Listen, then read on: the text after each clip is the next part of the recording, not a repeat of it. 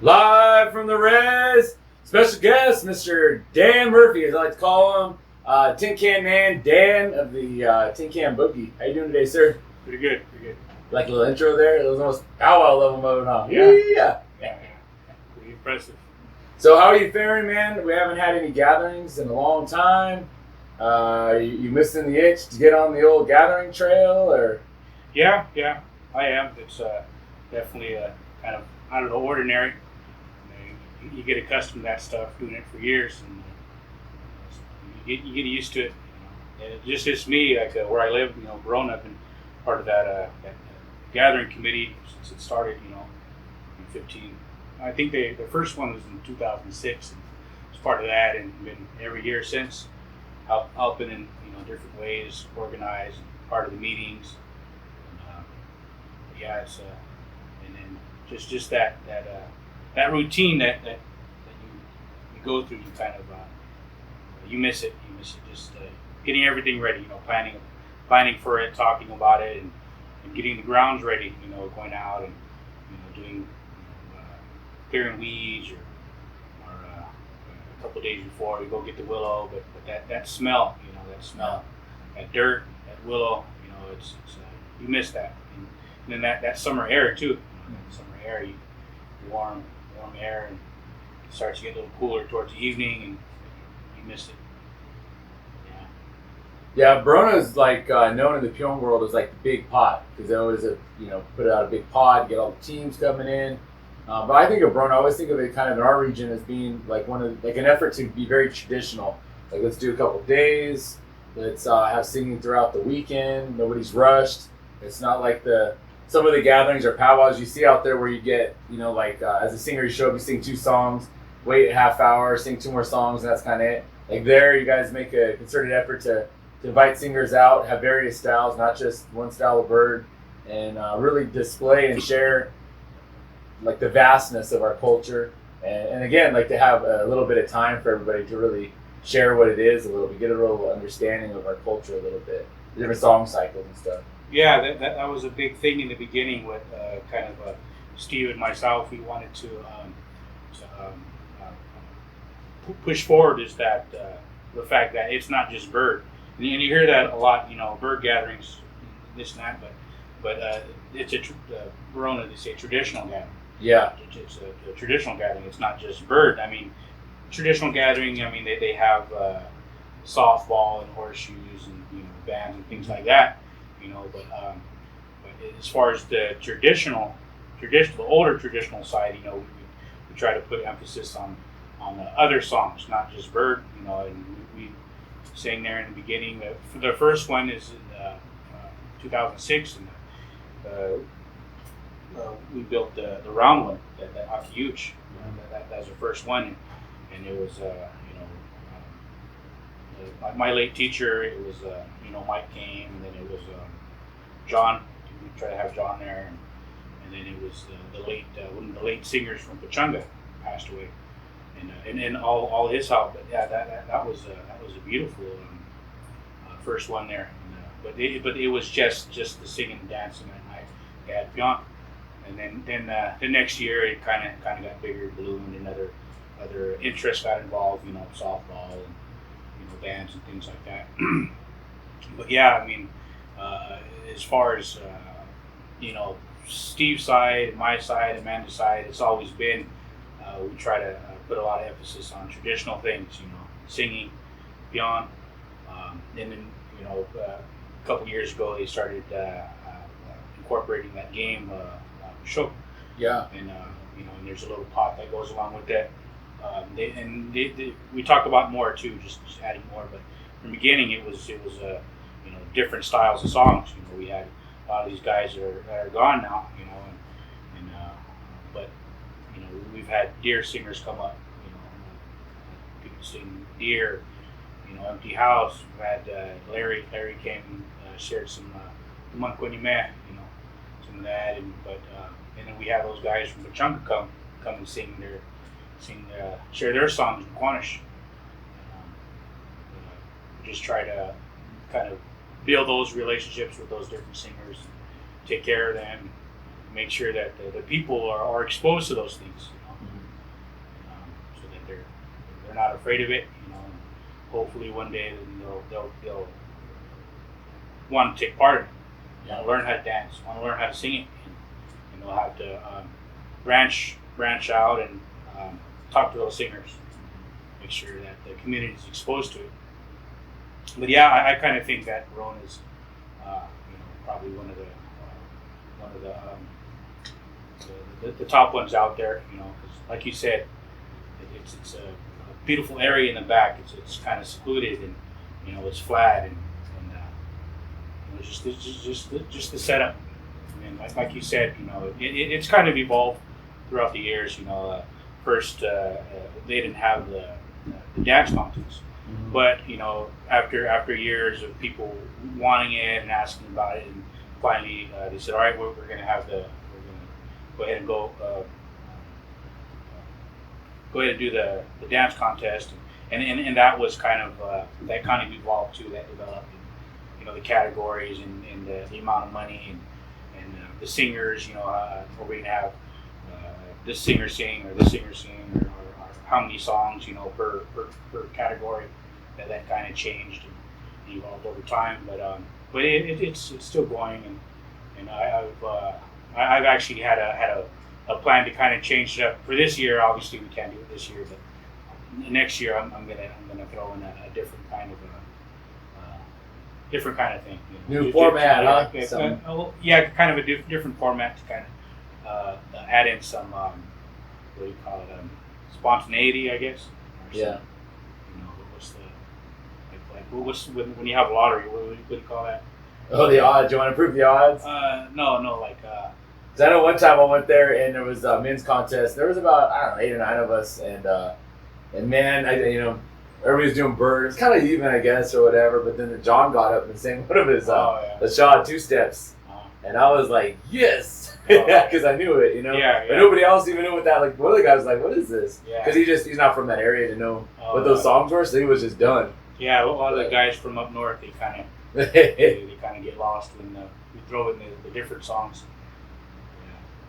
Do you ever get frustrated or mad or whatever when because everybody does say bird this, bird that. Or, I know a lot of people say, I've even heard you introduced as Dan Murphy, the bird singer, and and I always see like a little smirk or something, but it's always bird, and because people just associate native singing or Indian songs, and they just think bird. That's all we do is bird. Because a lot of times it's a lack of knowledge. They don't really know that we have different song cycles, that they're different. They just think, you have the rattle in the hand and you're from this region, you're a bird singer, your songs you're singing are bird songs. Is that ever, how do you feel when they start talking like that? When they say, Dan Murphy, bird singer? Well, at first it was kind of I don't know, not frustrating, but you get kind of annoyed by it, but then over time you just add people are like that, and you can tell them. There's a lot of Indian people.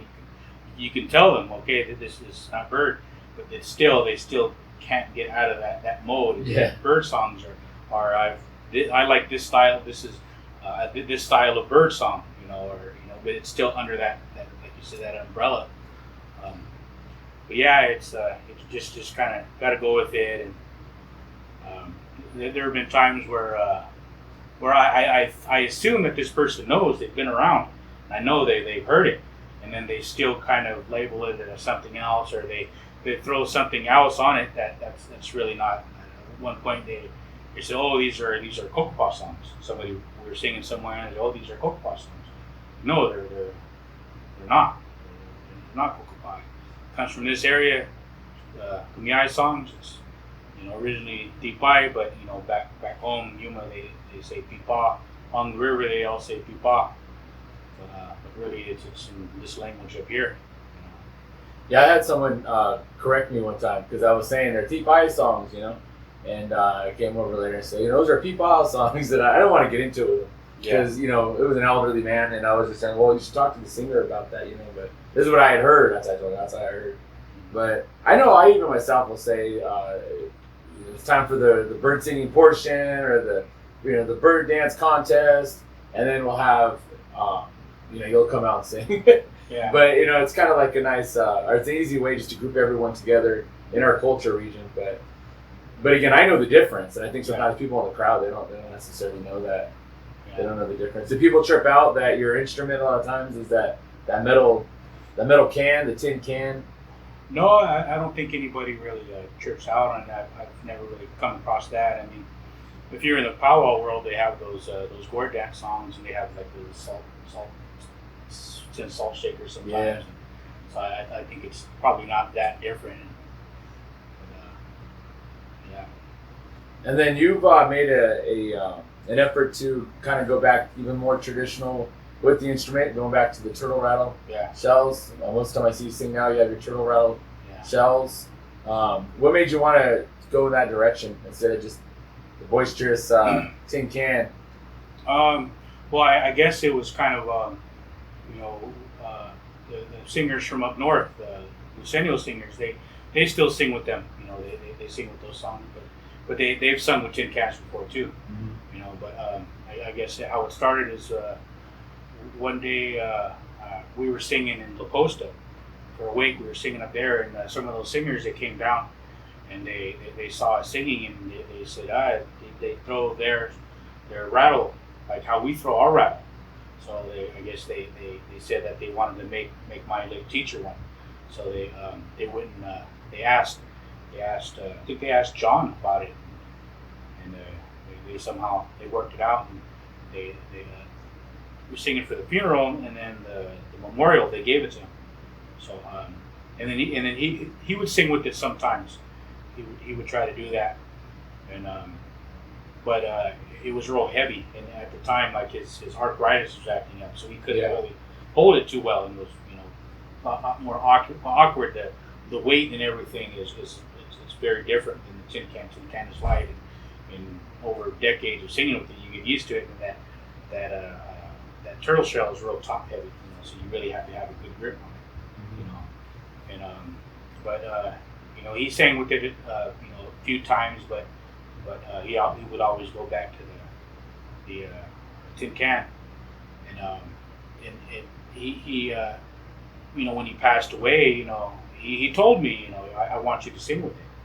He's like, I said okay, and but he let somebody hold it for him, and it never found its way back. So those guys, they asked what happened to his, they say pothead or something like that. Pothead. What happened to it? And so so and so has it, and they said, all right, well, we'll make you one. So they ended up they made me one. So I try to use it, but it's real loud. It's real loud. And Vince, he kind of he saw it, and he wanted to make himself one. So he looked at it, and it's kind of complicated how they're made. There's a lot that goes into it, and how they weave that string, or what way it is, probably sinew or fiber. It's really how they weave it. It's just kind of hard, and how they tie it.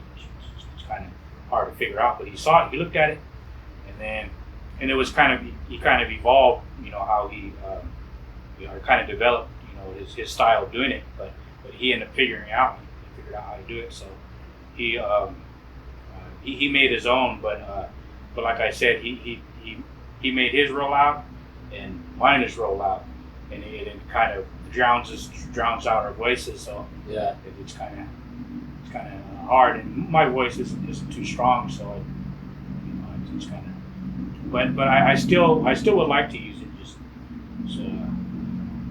It's a little easier with the tin can, because you can control the sound a little bit better, because the turtle shell is already made, and it's and how they made it. They made it to where it is louder. It's louder than how they make theirs up there, because they know that we sing, and when there's the different singers up there, it's just them, and it's really cool when you hear them sing, because it's just that one rattle, but it's still, and there's a bunch of singers, but it still carries really, really well.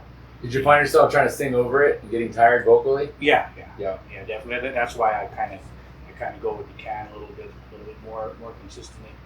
But I mean, the songs, they refer to that rattle specifically.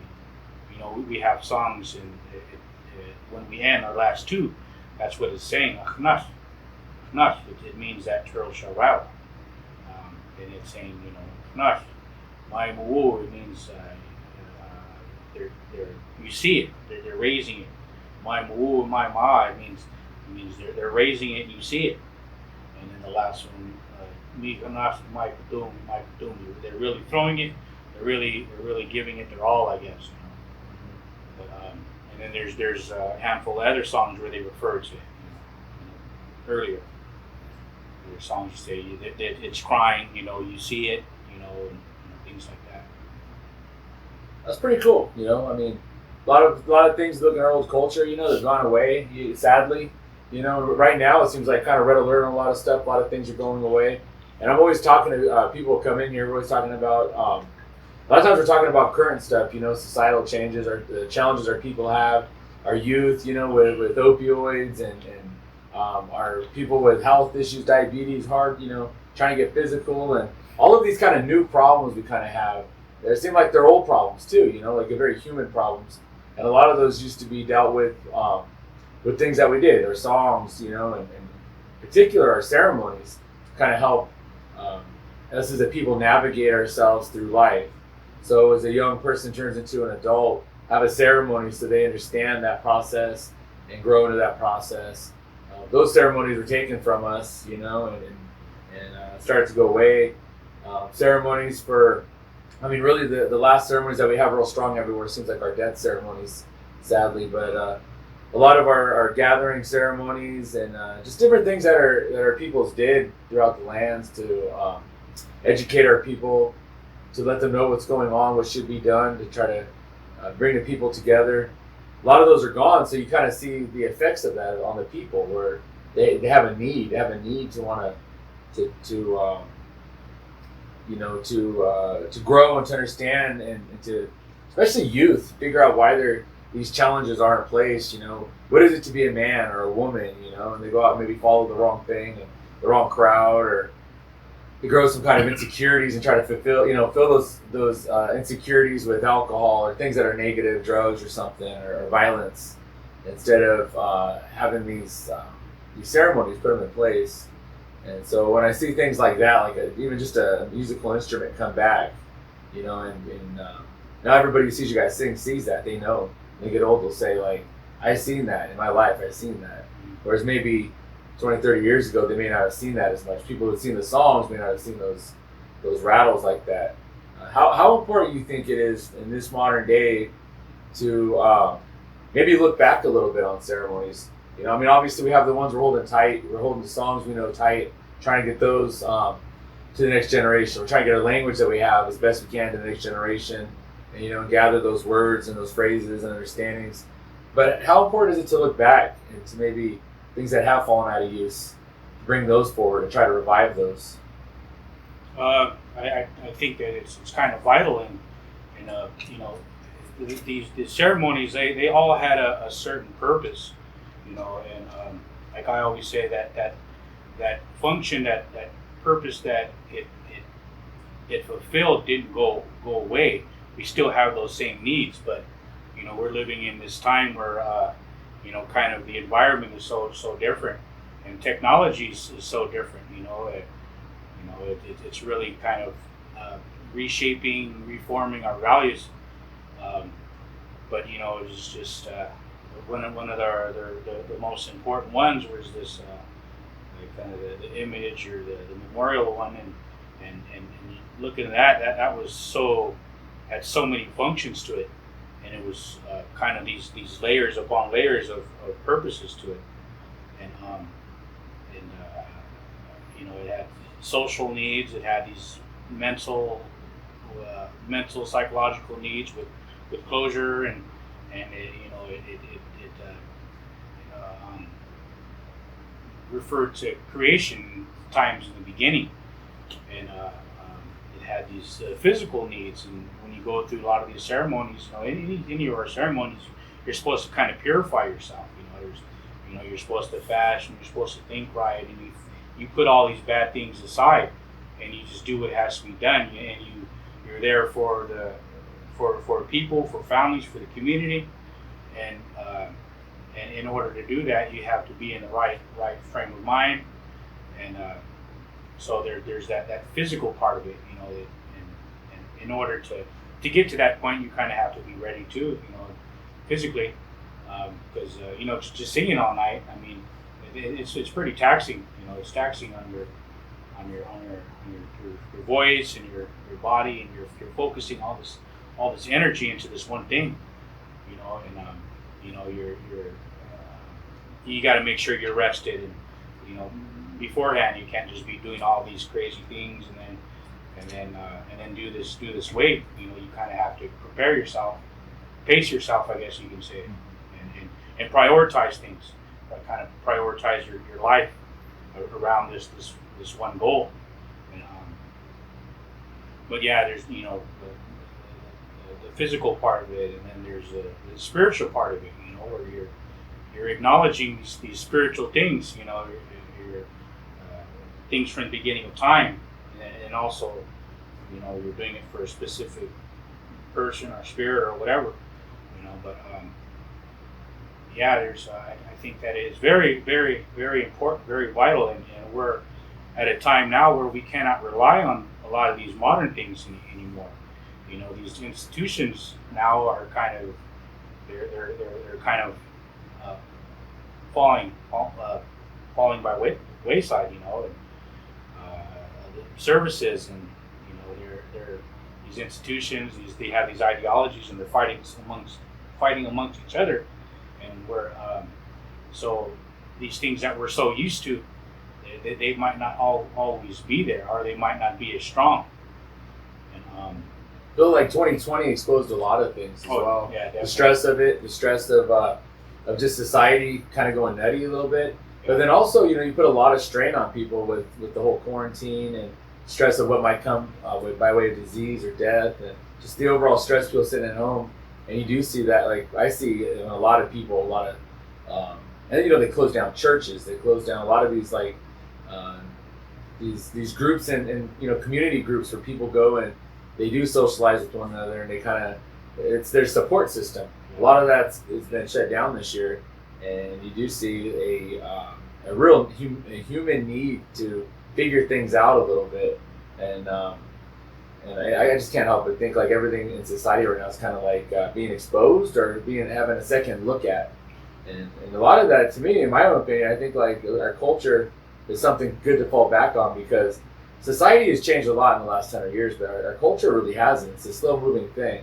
Obviously, it does change. We're wearing clothes now, and we bring ingredients in, do things the best we can, preserve the old, but things always change. That being said, though, we are a slow-moving culture. We're not so quick to just want to throw out our old ways and bring new things in necessarily. So it is kind of nice to have a constant with some of our ways, like our songs, for instance. In the middle of all this pandemic, it was nice just to just sing, to hear some songs and to kind of take you back to, as you're talking about earlier about the gatherings. Think about some of those old gatherings and the fun you have there, connecting with people. Meanwhile, you look on your social media feed or on the news, and you're seeing just craziness in the streets. People trying to fight for what they think is right or fight against what they think is wrong, and it's like, like, where do you turn? But you have the ability to turn into your songs, to your old stories, and it's like those things are a little bit more timeless. Where I feel like you can kind of create a center for yourself. And I think we as natives, if we're come from that, we have that as a gift. But some people who don't have that, I don't know where they turn. Yeah, I think like ceremonies and a lot of these things, it's like a reset, in like a computer game or whatever. There's like a program, right? There's a program going a certain way, and it has certain expectations. It's supposed to fulfill a certain need. But when those programs aren't working, it's not working properly, you can hit that reset button, and it takes things back to the beginning. So a lot of these things we have, it takes things back to the beginning, to things that are just more basal and more essential. Our the need for one another. Maybe the need to just be around and talking and enjoying one another, and maybe just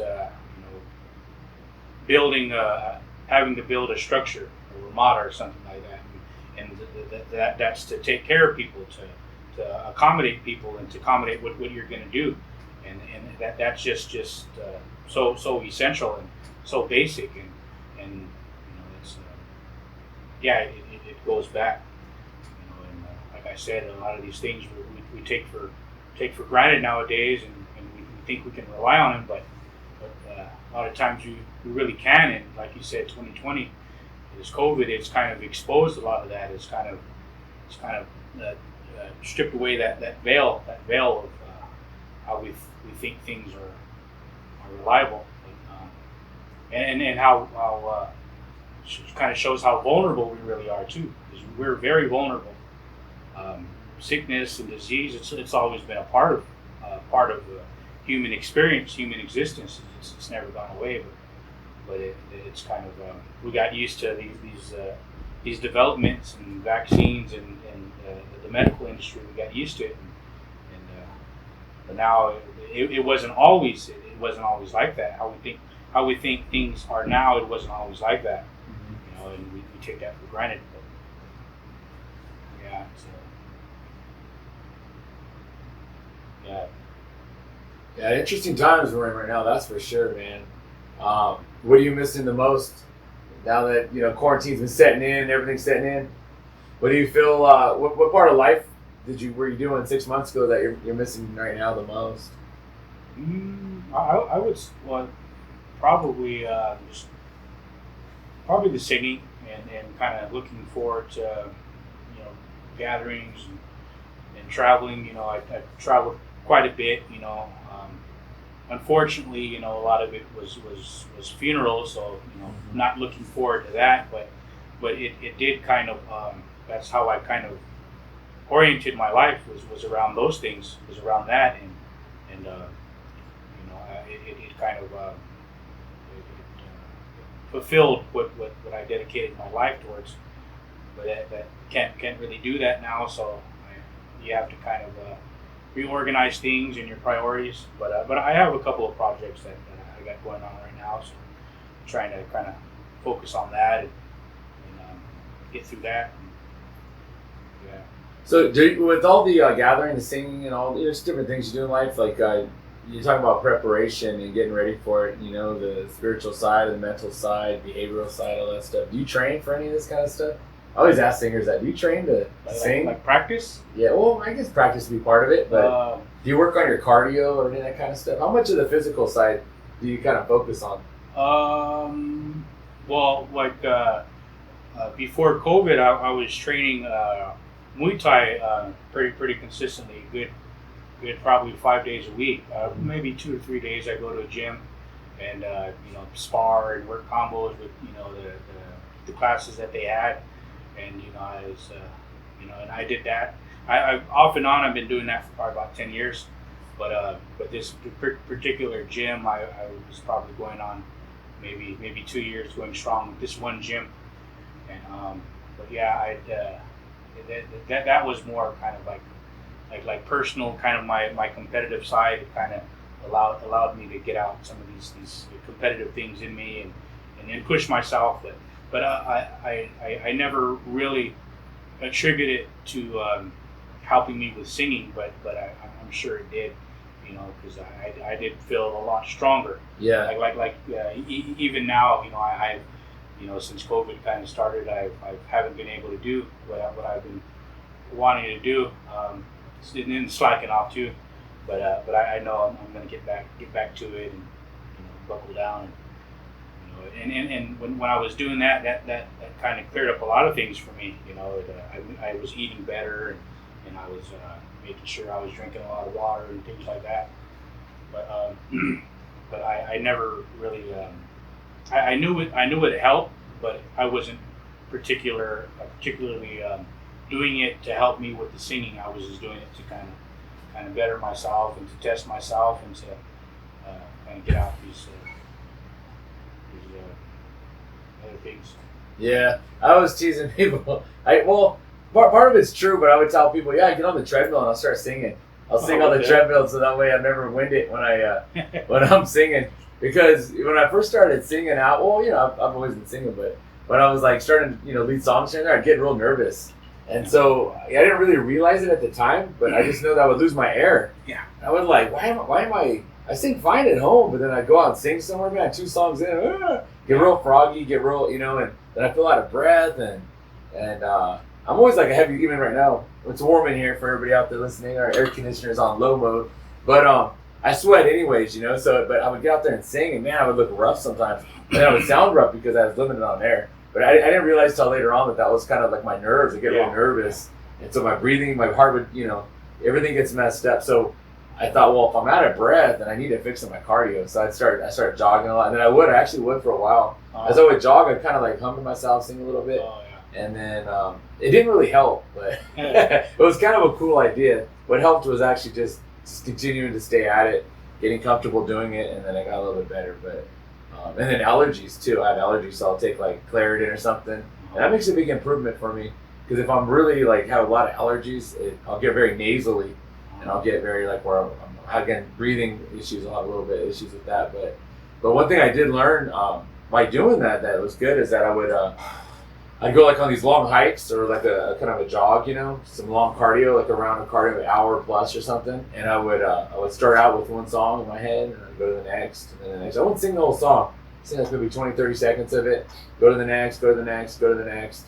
And as I was jogging or running, and when you move like that, I feel like my brain's thinking really clear. I feel like I get like, I don't know, it's real clear-minded and it really flows. And so I did that for years, and it was like it kind of programmed in my brain like a certain order of the songs, and which is good. It's kind of like with the Muay Thai where you learn those numbers, the pop, pop, pop, and you get programmed where you almost don't have to think about it. It's a muscle memory, and in certain chunks of the song cycle, I feel kind of like that where if I'm tired or if something's going on, my brain will just click right into that progression of songs a lot of times, and so that was one thing I took away from trying to run and yeah, well, the working out or singing, yeah, breathing is vital. Is vital to it, and I had to learn that too. When I was really taking Muay Thai seriously, you have to concentrate on breathing. Yeah. And just I hate cardio, but I would do it and just I got to the point where I knew I had to focus on the breathing, so I just create a rhythm with that breathing or something like that, and two, that same thing, it translates over to striking. In Muay Thai, every strike, it's a little you're breathing out, and it's all controlled. He. Yam Yang was it Yam Young or Renge Q? Yeah, like Angela Bassett. That's the Bassett. Angela Bassett. That's the day. What got you into doing Muay Thai? I know MMA. Is that what UFC and all that kind of stuff? Are you still a big fan of that? I know back in the day you were watching. Yeah, no, I don't really watch them too much. I mean, I just don't want to spend the money on the pay-per-views, but I do try to catch some of the videos when they have it on YouTube, or like if it's a fight that I really want to watch, I'll look it up later on YouTube, and it's usually some kind of funky version of it, where it's just kind of the waist up, or it's kind of grainy and the sounds bad. But I do try to catch it, and not lately, but I mean, I would make sure that I was watching it when I was training more, because it kind of gives you that motivation too. And I think we're all kind of competitive, but it kind of triggers that want to go out there and maybe train a little bit more, or give you that motivation to get up the next morning to train and get ready. Do you worry about your health, about like trying to be able to sing and do these things for a long period of time? Is that ever a thought in your mind? Oh yeah, I do try to. I do try to. That's be very aware of it, and I have my health issues, but I do try to keep it in check. Right now, I'm kind of on that rebound, because COVID hit. You got that COVID-19. Had that COVID-19. 19 pounds. It really kind of things fell by the wayside, and because I wasn't able to train, that kind of messed up things, and I just kind of everything went out the window, and I was eating what I wanted, drinking what I wanted. But now, and then I was testing my blood sugar and all that, and then I started doing that, last week, and it was pretty high. So I was like, I need to buckle down, but it is definitely a concern. I want to see my son, be older, and maybe one day see grandkids and things like that. But yeah, I definitely would like to be there. Maybe not old, really old, but just around enough. Yeah. Around long enough. 60s, that would be all right. Have a good quality of life, be able to sing still and all that. Definitely when after he's off from school, and kind of be able to travel a lot more freely, and do those things. Let me ask you a question, man. I know you do a lot of work with language, with especially with your songs. There is a problem, I feel like, with some of the newer singers, and I guess just the era we're in is that a lot of our people don't speak the language like they used to speak it, and so you sing songs that are in the languages. A lot of times people don't really know what they're singing. They're learning the song, but if they don't know the language, or they don't know what the words mean, they might learn the melody and then the words, but they don't know what those words mean necessarily, which means they might be singing kind of weird stuff. They're not singing it right, making sense. And I know when you got into singing your song cycle, you put a big effort in learning the language, or to learn the words, to know what you're singing, essentially. Yeah. What needs to happen to bring our language back strong? Oh man, that's a big question. Yeah, I know, that's a huge question. I have no idea. I know that everybody has their language programs, and I think there's a lot of issues with them. But I mean, how do you make something that was essential to life? That and it's no longer essential to life. How do you make it essential again? Because right now, at one point in time, it was our main means of communication, right? Is how we were able to get our point across, to get what we wanted, to convey things, and to understand things. Understanding our environment, and so many things came with language, and but it's not needed. We're just inundated with English and American values and things like that, we don't need it anymore. In a sense of just plain old like survival. It's not essential, and you have to.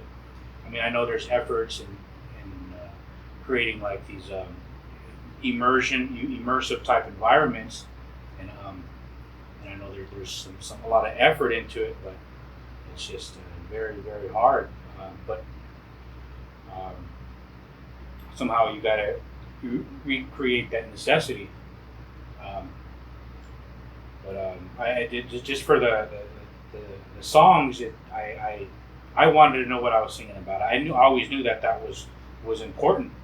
Was to know what you're singing about. So I did put a lot of emphasis on it. And my teacher, my late teacher, he was able to sing, to speak in quite a few languages. And 5 or 6 languages. He knew a little bit of this, a little bit of that. San, Kokopam, Miyai, Mojave, a little bit of Pima, Maricopa, Spanish, English. It's 6, 7 languages right there. And but he in wherever we went, he was able to communicate with the people in their language. Everywhere we went, you'd be sitting there with him, and you have an older person coming up speaking the language, and he'd be able to talk back and forth and understand. But and then I go by stories. My these songs that I sing, they're telling stories, and that's how I'm able to remember it, is because I was told a story about it, and the words that fit with the story, obviously, and that's how I'm able to remember it. Okay, I'm singing about this story now. Okay, now I'm going to sing about this story. so I group them together, you know, and but it's as far as like the kind of how things are going now. I don't think that's new. I think there was always kind of been people that really didn't know what they're talking about or what they're singing about. You know, I've heard that. You know, even with some of the older singers, you know, kind of criticizing another singer for not really knowing what they're singing about or singing in a different language and but you know, as far as my late teacher, he did have stories and he did have an understanding. But he didn't say, oh, I know this and I know that. He was still pretty humble, you know. But I just hope that, you know, whoever gets into this singing whatever style, just learn as much as you can and keep doing it and stick with it. Just stick with it. And remember that it's for the people, you know, because things change. You know how we use the songs. That kind of changes over time. The little bit of time I've seen it and kind of been involved and noticed it, I've seen like a little change from like the older guys that were doing it and kind of how it is now. It's kind of how it's used. It's kind of changing a little bit. And I'm not going to say that that's wrong, but I will say that it's a little different. But in the end, it has to be just make sure that it's for the people. It's for the community. It's to make them better. Yeah, it's a supportive thing. It's a role. You know? I remember your old teacher, and I can even right now in my ears hear him walk in the room. He's wear those boots. Yeah. My dad had the same kind of thing too, where he walk in with their cowboy boots, and you just hear like the cowboy boots in the ground. Yeah. You know what I mean? You hear him walk in and heel toe in it. You know what I mean? Like with his cowboy hat on or whatever. You know the look.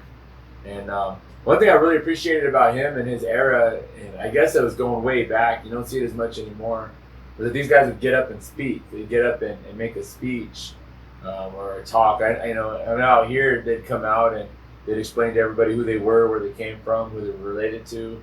And he was related, you know, he'd say to my mom and some of the people out in Manzanita too, that I'm your relative, my cousin, yeah. Well, cousin, he'd say real deep. He had a deep voice. Yeah, he did. And but he would do that. It was good because as a kid I would think like, that's cool, we have relatives in all these different areas like that, you know, we're all kind of same people. And then he would explain things or talk about things, you know, things that he's seen. One time he was there and he saw something he didn't like, you know, and there was some singers there, I guess, winking at some of the dancers, and that wasn't the time or place. It was a funeral and it wasn't time for that. And he got up, he said it right there. He put his tin can down, he got up and said, I want to say something, and you know, and he said it. And he would say it in a different language too, and then in English, and some of the other singers that are also no longer around, they would do the same thing, get up and speak like that, and explain, teach, and just kind of talk, you know, share a little bit. And it was kind of cool because you'd see the different personalities that they have. And we had my cousin John's teacher come out, and real old man, and he would speak in Kokopah, and he'd have a translator, and they'd get up and. You know, Miss Evanson would come out a lot of times. Francis would come out, and she would translate what he said, and it was always real beautiful because he would just, you know, talking real good Kokopah, and then she would make her own speech after, and then it was like, then the other elders would get up and speak. But you know, you get this big chunk of time where they're talking, and you don't hear that as much anymore. And I think it's too bad because you get a lot of knowledge. You sit there and you listen to those guys talk, and sometimes they repeat themselves. Sometimes they say it over and over, but you hear it and you learn it and you know what they're saying. And what you don't realize is they're really giving you a good education. Yeah. And I miss that though, but it is also like you learn the personalities of them too. Yeah. It's like a golden era of singing in my mind anyways, you know, thinking back to that. You ever going to get up and start making those speeches, man? I don't know. I've said a few things, you know, where, you know, things were kind of, I saw that. Well, first, you know, I was told that, you know, it's supposed to be the old man that does it, and they're supposed to do it in the language, you know, especially, you know, back home, that's the ideal. But, you know, I'm not a good speaker anyways, but I saw things were kind of off, so I got up and I said what I thought I had to say, and not trying to you know, chew anybody out or make anybody feel bad, but if we're going through this ceremony, then we have to treat it right, because if not, it's just a formality. It doesn't mean anything. But I guess if there's like a necessity, then maybe it might be acceptable. But I notice a lot of the time, you know, it's kind of they're contextualizing things, you know, reminding people why we're here, what we're doing, why we're doing it, you know, and if you know, somebody's not doing things they should be doing, they're correcting them, and maybe even you know, putting them on blast, I guess, you know. But yeah, there's definitely it's definitely not like that anymore. It's definitely not like that anymore. I remember seeing a lot of times seeing those things as a kid, and it, like you said, it's in the language, and I was like, oh man, I don't understand what they're saying. I was like, okay, I just kind of tuned them out, obviously, but I remember, you know, Francis doing those kinds of things too, interpreting, but yeah, it's and you'd see it. It was throughout the night too. Yeah. It wasn't just, you know, one person. They keep going. You know, it's like when things were dead, you know, somebody would stand up to make sure things are moving along. And, you know, I was told it's not good when it's quiet in there. You know, it's not good when it's quiet. You want to make sure something's going on. So, but and then, you know, like, you know, they talked about themselves. You know, their experiences, and just to kind of let people know kind of what it's not easy. You know, what we're doing isn't easy, but we're still trying to. This is our belief, and we still have to try to make sure that it's done. You know? Yeah, I remember one of the elders got up and he kept saying "shit, shit," and I was like, "What?" I was saying, "What does that mean?" But I kind of find out it means like one. It means number one. As you're a little kid, you're gonna hear an elder get up and say "shit, shit." Yeah. You just start wanting to, but you know, there's no place to laugh. So you just gotta put your head down. But it's funny as heck to me. But I remember hearing, you know, singers get up and say, you know, kind of like announcing to the community, you know, like this guy next to me is going to be the one that takes this over when I'm gone, you know. And I think that was a real important function also. Yeah. And like as you said, talked about the trials, tribulations they had getting there, and hardships they're going through, how their health is, and really being like kind of cognizant that people see this person every so often, and that they are kind of a person, you know, a public servant that everyone kind of looks to, and they want to give everybody a heads up, like here's how I'm doing, you know, and I may not be back out because my health ain't good, or I'm getting older, and just making sure everybody knows who that person is, where they come from, and what they're about, and continuing those relationships like that. And again, that was the era of where you would call somebody and to have that conversation about them coming out. Yeah. And I guess before that, you would go visit the person, you know, and if you were near the person, you go visit them even at that. Now, you know, I guess, you know, people text each other, they inbox message, can you come out? And it's a little bit not as personable as it used to be, that conversation. Do you feel like that sometimes gets in the way or creates any kind of, does that cause any problems, you think, doing it that way? Or the text messages? Yeah. Well, I prefer not to do it. I prefer it not to be that way, you know, because, you know, when I get messages or whatever calls, I try to call the help my helpers. Okay, I try not to message in unless they already know about it, you know, and I'll say, okay, just confirming time and place and things like that. And I always try to make sure that I'm calling them, giving them that respect, and giving them that opportunity to say whatever they have to say, you know. And but yeah, you're right. It used to be where you go talk to them, and it had to be a family, you know, it had to be a male, something like that, you know. But I definitely don't really like that how people text message now and send it, you know, that way, you know, especially funerals, you know. It's a ceremony, you know. You wanna give it that same respect, you know. I'm not saying that, oh, you need to call me, but just it's a ceremony, you know. just give the ceremony that respect. When people do call you, ask you to come out and sing and stuff, how important is it for you to know, a little bit ahead of time? Like you talk about calling your help and having, getting your arrangements to be there and things like that. You ever had people call you the day of and things like that? Yeah. I've gotten all kinds of calls. That's the issue. Obviously, you prefer, a good 3-4 days a week, something like that, depending on what you got going on, depending on work or whatever, family obligations, time of the year, whatever. You prefer a better advance, but sometimes, obviously, that can't be done, as far as, certain areas, they try to keep it to where it's around the 4 days, so it's fast, but sometimes it's not that way. So when it's that way, you're not going to get a whole lot of advance, so you kind of hear about it, so you kind of know to be ready, That's why kind of like to this day, when my late teacher was around, hear about things, and he'd call, let me know, hey, this happened, and to kind of give me a notice, I guess, to kind of be ready, maybe not, Yeah. And but but yeah, I've gotten calls where it's the day before, or I've gotten calls where it's the day of, and I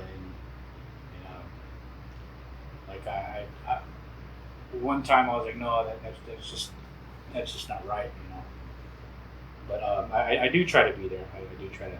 Okay, all right, maybe it just they couldn't do it, so just try to be there. Just try to put things aside and be there. Yeah. I know when I was a kid, my dad would get called down to Baja side, and they'll do it like that night or the next night sometimes, like real soon, or they used to.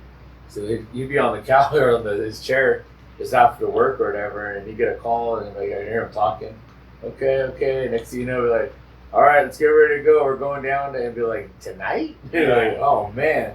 My dad was kind of, he'd be like, let's just go, and we'd go down there and sing all night, whatever, and come back. I mean, he was a man about it, but like right now, thinking about that, I'm like, man, I don't know if like someone called me and said, can you come tonight? I mean, I've done it, but it's like you really do want to have a little bit of, you can't help it, a little want bit. People to respect, kind of respect it. Yeah.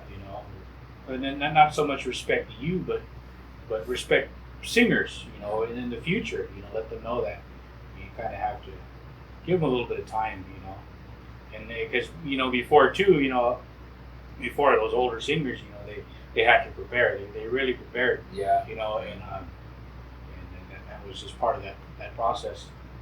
Put some respect on my name. Yeah. Respect the process, though, huh? Yeah, the process. Yeah, absolutely.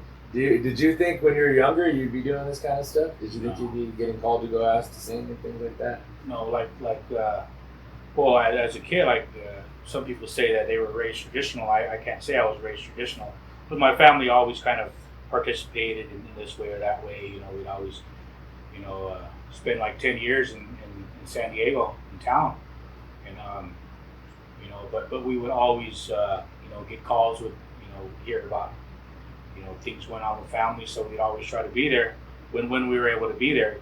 Sometimes we didn't have cars and things like that, so we were immobile sometimes. But my family would fast and things like that, so I participated in that. And I remember hearing the creation story from my late mother when I was 10 years old. I didn't know what it was, but it was a creation story. And but like little things here and there, that I grew up with. But I'd say the first time I really saw it and enjoyed it and liked the singing, I was like maybe 11 or so. I was like, oh man, this is pretty cool. And then I say probably 12, I started trying to kind of dabble in it a little bit, and a couple of my late aunts, they would pick me up and take me to different things. They're both gone. My late aunt from Campo, my late aunt from Amol, they picked me up and take me to different things. So I got to see it, be around it. But I got to later on, and I got a gourd. They gave me tapes. My family gave me tapes, so I listened to them at home at 12, 13, and like I can't say I saw myself doing it like when I was an adult, but I just had that interest then. And I remember when the late remember Keith Mahone's tapes that those came out. Like I remember they gave me that. Those were some of the tapes. I had different ones, but those are some of the tapes they gave me. Those are on Instagram now? If you do an Instagram story, you type in bird song, it'll come up, Keith Mahone. Oh, really? Yeah, I tripped out on that. I was just randomly looking through, and I saw that. And it's all like that whole CD or whatever he did is on there. So if you ever want to the extra tradition on your, for the gram, you can. Okay. Right. It's there for you. But he had his tapes, and I listened to them, but I really didn't care for his voice too much. He was kind of more high pitched, and it just kind of sounded like a woman to me. And I kind of preferred some of these other guys. Had more manly voices. Yeah, but, like me. Yeah, right. I listened to them, but it got later, and it just fell off. It wasn't priority. And then when I turned 18 and 19, I started realizing that I really wanted to do it again, and I really liked it. And so I got in there a couple times, and just realized that I wanted to stick with it. And then one time, my late teacher, he was singing, and they said, "Hey, this guy's coming up and sing. You wanna help him?" I said, yeah, sure. And I had liked those songs too. I heard them before, and I thought those were pretty cool. Just how different they were. And it was part of what turned me on to them was the fact that they were different, and bird is so prevalent and so kind of primary that I kind of liked the fact that these were to the side, but they were still strong. They had a totally different sound, different tempo, and they call them Tin Can Boogie. And I thought that was funny when they said, "Hey, so those old guys are my uncles," and say, "Oh, Tin Can Boogie," and I thought that was really funny. So it really kind of stuck out. But yeah, I got the opportunity, and and I didn't know him too well. I knew of him. I didn't know him too well, and I told him who I was and who my family was, and he said, "Oh, you're my nephew," and he started saying, "Okay, He was actually really close. Like he knew all my family, like from my father, my late mother, grandfathers, grandmothers, aunts, uncles. He knew everybody, my whole family." And then he told me, my great grandfather, he was kind of a teacher of his in a way, But yeah, so he just, he always say, the more the merrier. So he always say, whoever wants to do it, the more the merrier. He'd say. He was real welcoming, so I just stuck with it. But then, then I didn't see it. But even then, when I first started, I didn't know that I was kind of going to be in kind of the lead capacity.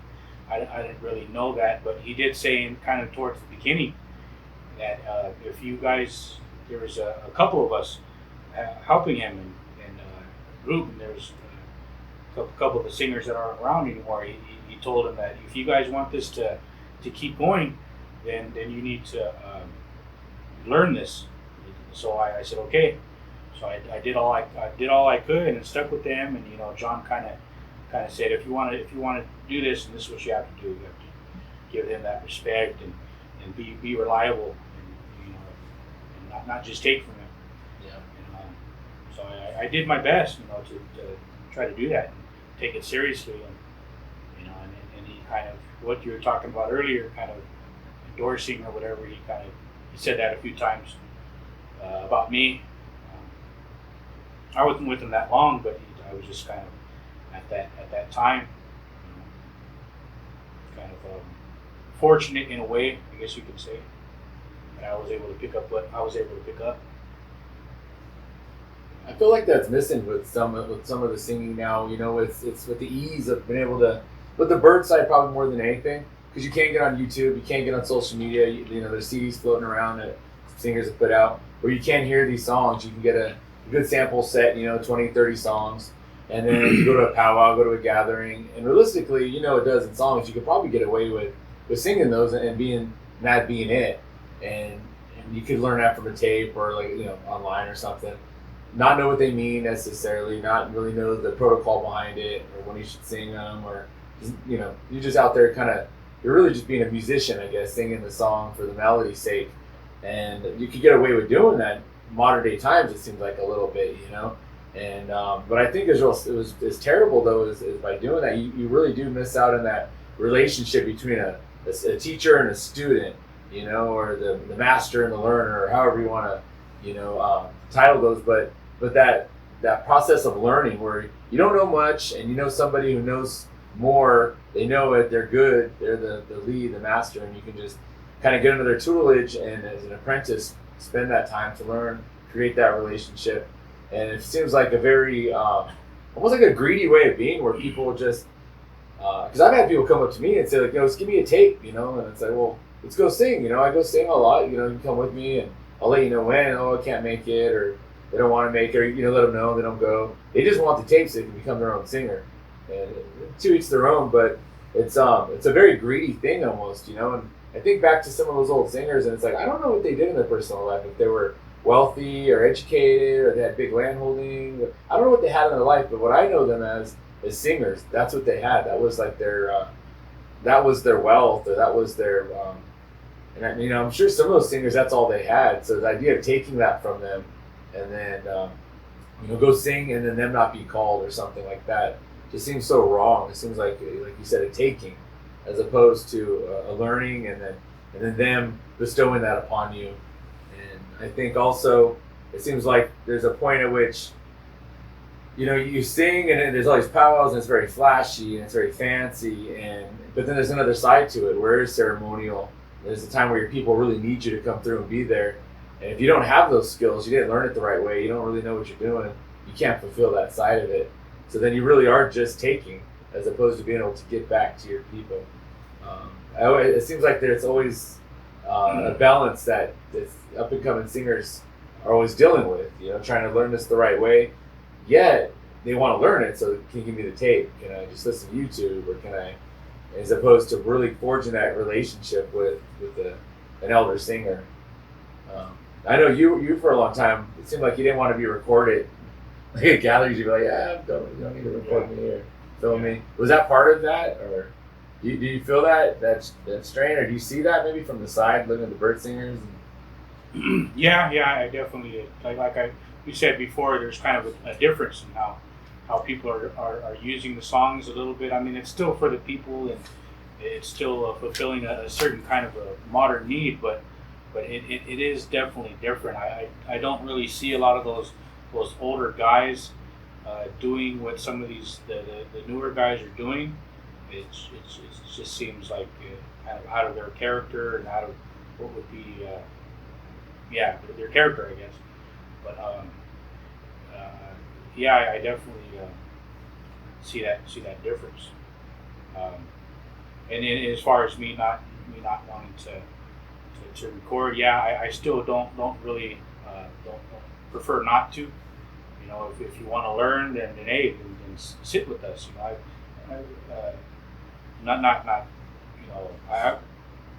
People have asked me for CDs and tapes and whatever, but I think it was more or less to learn the hard songs. Mm-hmm. But for me, there's more to, like I said, I'm telling stories. Yeah. And you just take the hard song out of it, it's taken away the purpose and what's really going on. Because we're telling stories of the history, things, how things what happened, how people have interacted, and kind of talking about values and things like that, and how people lived, and teaching and things like that, and you just give them a CD of some hard songs, and you're unless I guess explaining, but it's still not. You're not going in that order. You're not putting that story together, and but I don't really. I prefer people coming, and that's why last year now, a couple of years ago, I was trying to do those practices, but I was trying to kind of let people know, because over the years, so they want to learn, they want to know the hard songs, they want tapes, but I wasn't comfortable with it. I wanted them to know more, so that because somebody's going to say that, well, you don't know what you're doing. If you just know this little bit, you don't know what you're doing, and did whoever told you that, do they know what they're doing? So I wanted to make sure that I was sharing what I was told, and to go kind of build them up, from okay, this is the story, and this is the history. These are the families. This is where the songs came from, the clans, and to this day, certain families, songs come from these certain families, and trying to give them that history, and then the language and everything, and kind of share as much as I can, and then to get people kind of used to it and more accustomed to it, because at the time there was people that thought they were different songs. They were from the area. They were something else, but in reality they're not. They're from kind of this area. But I tried that but kind of had to did it for probably about maybe 8 or 9 months, and then I had to stop. But I planned on kind of going back into it, not really explaining the stories, because I kind of went through it all from the beginning to the end, and certain people they showed up and then they weren't there for 2 or 3, and nobody was really consistent. So I tried to do it from the beginning, and then after that I said that, all right, I'm just gonna sing the songs now, so that you hear them, and some of the younger people that they wanted to know how to dance to it. So right, we'll just work on the dance so you're comfortable with it. And, but I wasn't able to keep it going. Had to quit. But my plan was to start it back up again, but COVID's kind of preventing that. So, but maybe in due time I'll start it back up. I might, just kind of depends. When things kind of ease up a little bit more, maybe we'll get back to it. Sure. One thing I found is that it's like it's a lifestyle. If you get people plugged into the lifestyle of it and kind of accept it as such, that it's part of your belief system now. And it's time to sing. Then you're gonna feel in your heart to go, and you'll be willing to give up other things to be there. And it's just the way you're kind of become wired at some point. But we've had different classes here on my residence for different kinds of things, different kind of songs, mostly for bird. But we had a shot class down here, and our chairman John this years ago. He was teaching class, and he was kind of going through some of the songs, which was really cool to hear, because you don't always get. It's a real privilege to hear that. You don't always get to hear that from the horse's mouth per se, But for him to really explain the words, what his meaning, and anyways, he went through some of the songs, and he was singing a while, and then somebody asked, well, what does this song mean then? And they wanted to really him to keep going through all the songs. And he told them, he's like, well, why do you want to know it? Do you remember what the other ones mean?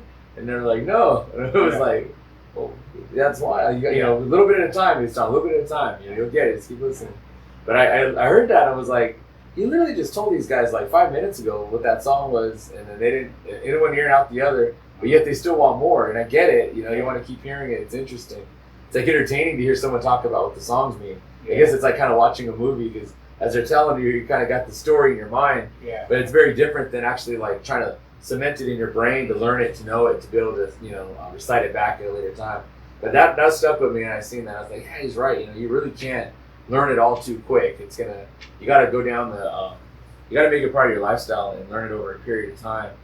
And I remember like in the 80s, it seemed like I was a little guy singing around. Like the people didn't really give out that much information all the time, they're real guarded by it. Yeah. My mom was telling me that her uncle, he had told her that a long time ago. He was told that if you wanted to have your son sing, then you would take him over to that singer, and it was kind of like you gave him your son, kind of like, this is your,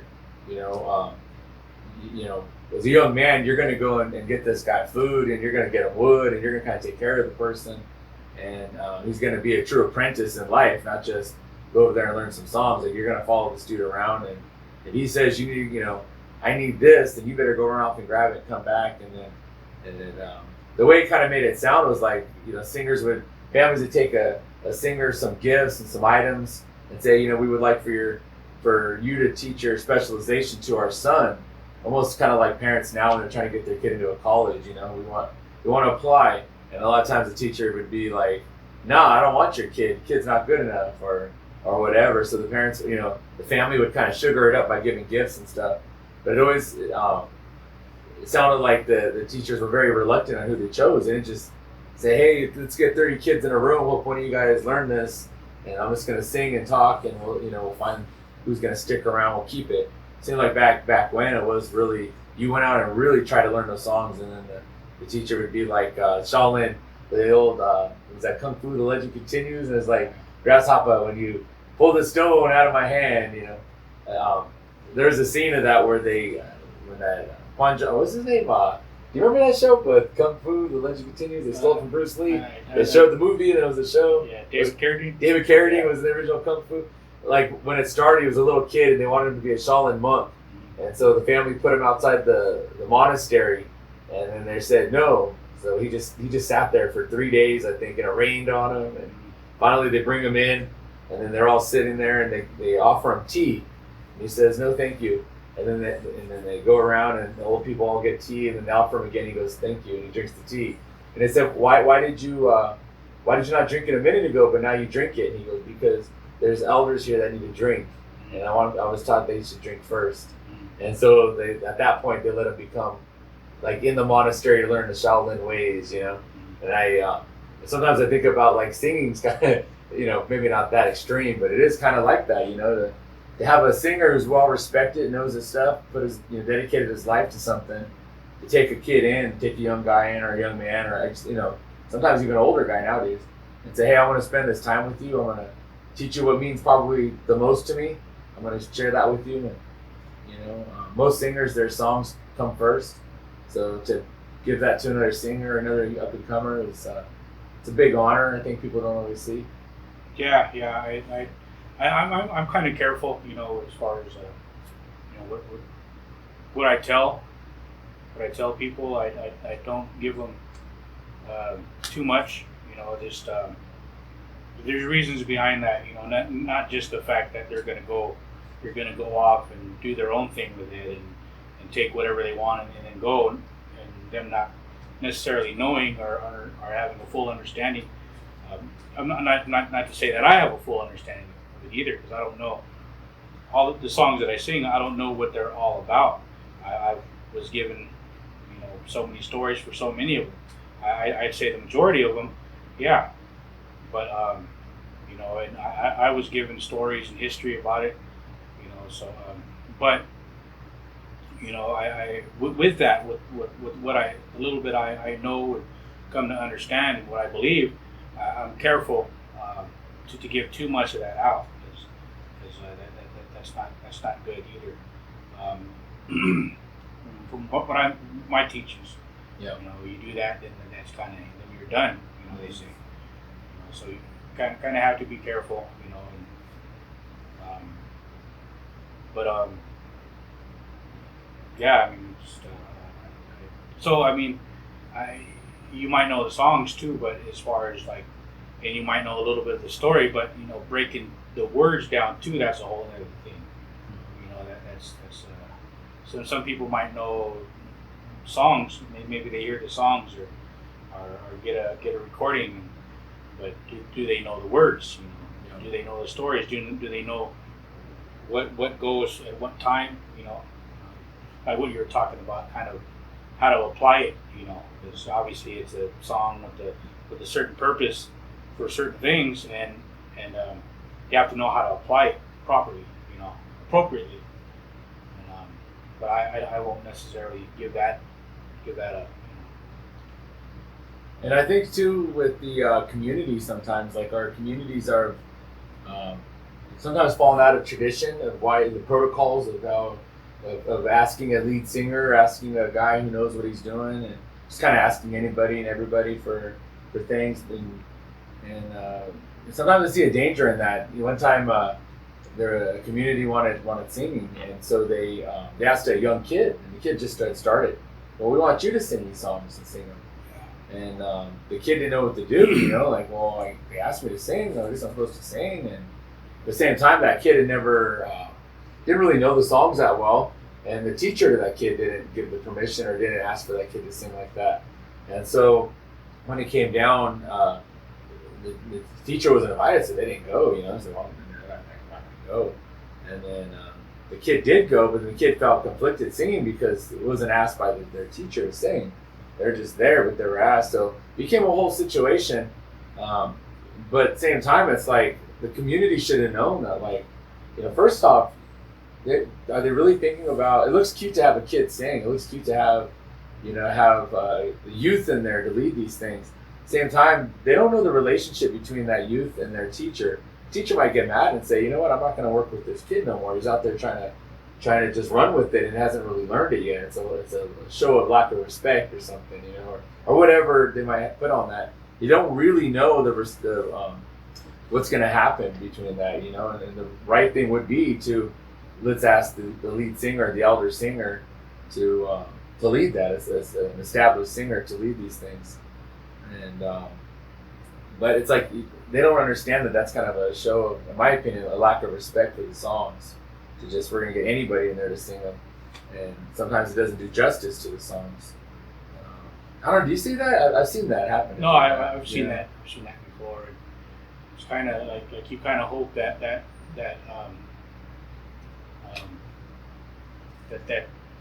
kid or whoever is learning kind of has it in him to say, to kind of be comfortable enough or know enough to say that I can't. Yeah. I'm not supposed to. I shouldn't. And hopefully that family doesn't. And hopefully that kid is able to tell them, hey, get a hold of this person, and have it in them to do that. And hopefully that family's understanding. But I know sometimes the family's not understanding. They just want to go with what's easy, and that's not necessarily the ideal. But yeah, I know you're right. But I mean, you can try to tell people too. It doesn't mean they're going to do it. People have their minds made up, and people don't like to be told what to do, especially adults and older ones. Older ones, they don't like to be told what to do. I used to hear the term "still learning." Oh, they're still just learning. They're just learning, meaning they might know something, or if there's an emergency, they could do it, but they don't have it to be the one to call. You call somebody above them. You call their lead or their whoever their teacher is. You call them first. And if they want that person to lead them, they'll do it, but you give that respect to their teacher or whatever. They're just still learning, Seems like today, though, that's kind of gone out the window a little bit, maybe. I don't know. Where some people do start singing, and the next thing you know, they just kind of run with it. I don't know if it's always been that way. I mean, do you think it's always been that way, or is that just kind of new? Is that a newer thing? Is that because we're a narcissistic society now?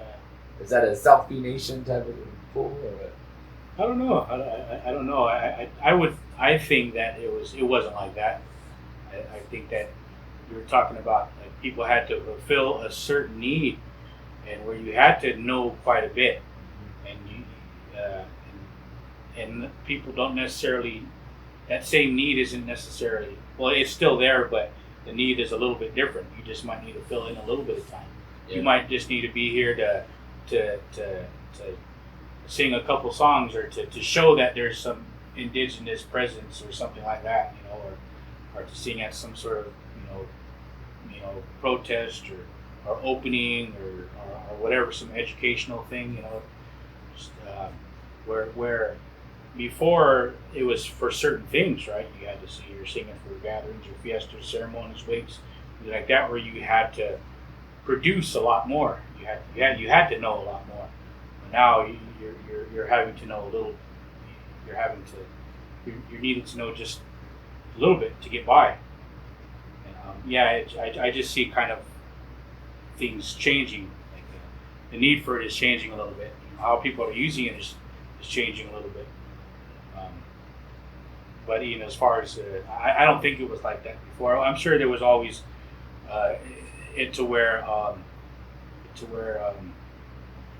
somebody knew a little bit, and they were still learning, still trying to put together. I've been there, I've been there kind of not knowing, but was trying to test it a little bit and test yourself, and and even when I didn't know it right, and kind of butcher it, but can you look back and look at your old singing and go, oh man, what was I doing? Well, I'm sure if I recorded myself right now and listen, I've done that before. You record yourself, oh man, even right now, but still just gotta. Well, I remember one time you asked me, you're like, how'd you say that song? And I said it, you're like, that's how you sang it. I listened back from a recording, a gathering, I was like, yeah, I did sing it that way. And I sing with an accent. I kind of talk with an accent too. I don't even know why or where it comes from, but I have a speech impediment maybe. I don't know. Yeah. But I was like, the way I say the word, that's how it is. And I listen to the way I sing it. And it's like, wait a minute. Which is kind of scary because. By you. It was like by you. Yeah. But then the way your singers are listening to the way you sing it. And so they repeat that. Yeah. It was a good thing to kind of tell myself, like, oh, I need to make sure I go through and enunciate better. Yeah. And then if I do sing something kind of funky, I got to make sure I let them know that this is how you're supposed to sing it. Yeah. Because I don't catch it. Sometimes, you get kind of, as you're singing, especially if you're singing for a while, your mouth, for me, I kind of get mumbly a little bit, and start more, I start breathing my songs more than enunciating and speaking them. Yeah. Kind of there's a sweet spot in there to have, but it seems like for me personally, when I sing for a long period of time, I'll start to breathe my songs more than I actually speak them. Mm-hmm. It helps preserve my voice, but at the same time, you start to not mumble. I guess mumble, but you're not really enunciating the words as much. Yeah. So I know if I was trying to learn for myself, I'd be like, what the heck is he singing? But at the same time, you could hear me sing that same song at a different time and be real clear. Perfect. Huh? Perfect. So, people will say, like, with the singing, like, there's all this happy time, and then there's all the sad time. And I've heard singers say, that doesn't matter, all the happy times. It's the ceremony time. That's what really matters. Do you feel like that, or do you think it's more of a balance? Because I personally have always thought, like, yeah, the sad time, the ceremony time, that is what matters. You have to be able to do that. That's what it's, At the same time, I feel like the happy gathering, if that serves a real purpose for our people, that's, in my mind, equally important, even though it's not as hard to do as the other stuff. That's just my own personal take on it. I don't know. I think there's a balance there. I guess I don't have a real answer on that. I'm just kind of curious. What do you think on that? I can't really say, but I mean, you got to look at the singer and what they do it for. Yeah. Obviously, if they do it primarily for wakes and ceremonies, they're gonna take that serious side, that ceremonial side, a little bit more serious. And if they sing a little bit more for gatherings, fiestas, and social things, they're gonna put a little bit more emphasis on that more. But as far as me personally, primarily I do it for kind of the ceremonial, I guess you can say, like wakes and things like that. So that, but I don't necessarily see that as that's what it's for, because you look at the songs historically, it that's new, that it's modern how it's used in that sense. It wasn't always used that way, So I look at it as both are important, just as long as the songs are being sung. But I mean, the wakes, that's where you're going to hear them all. That's the only thing. We don't sing all night anymore, just to sing all night, So that's where you're going to get the opportunity to hear more. But I definitely think that the social settings are very important too. When you first started, balance. When you first started, were you scared you wouldn't be able to go all through the night? Yeah. I wasn't. Still, I have a hard time. Still not easy. Like I said, you gotta prepare yourself. But yeah, and it's still like for the most part, and some days are better than others. Some days you get through the night, and in the end you still feel strong. And sometimes where you think you're going to be okay, and then 3-4 o'clock in the morning, that's kind of kind of struggling getting through it. And it depends too, you know, if you know, sometimes you sing and there's 20 bird singers and you know 10 of this, and then you're just there. You're just kind of seem like you're just grinding through it, you know. Like, oh, why am I here? Nobody can hear me, but you just kind of get through it, you know. But yeah, you know, it's you know, it's kind of like pushing yourself. You know, sometimes you know you sing one night, and then but you know you got to sing another night and another night. So you got to kind of pace yourself. And I'm at to the point now where I know that if I have to sing a couple nights, I have to the day in between. I have to make sure that I rest. I have to make sure that I get plenty of sleep, because if not, it's the second night is pretty rough. Do you take supplements? You No. take vitamin C or? No. Are you a coffee guy? You do Monster coffee? Well, that's kind of you know evolved for you know tea, use all these different tricks, and but now it's just I kind of go down to coffee, and you know before I used to pop house like crazy, but now I just kind of coffee and you know sip a little bit, you know. Yeah. And that kind of helps a little bit. And then maybe Papa Halls every now and then. But gum's another trick. Is it difficult when you have singers that are really loud? That have when you have Bird and other singers that are there singing at the same time as you, and they're real loud. Is that difficult for you? Does it throw you off?